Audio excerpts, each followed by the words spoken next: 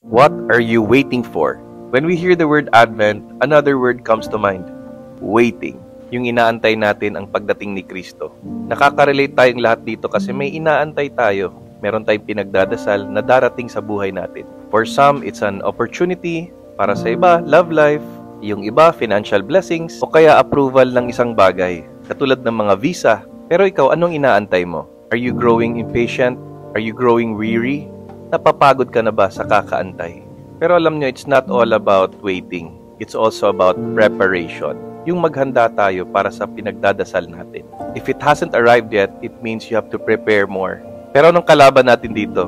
Yung ating impatience, yung feeling of frustration, tsaka mga pagdududa natin.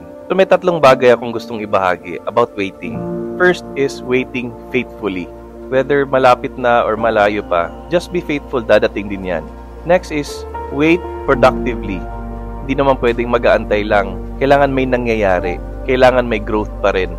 Kung idle ka, mas lalo kang mahihirapan sa pag-antay. Kaya grow while you wait.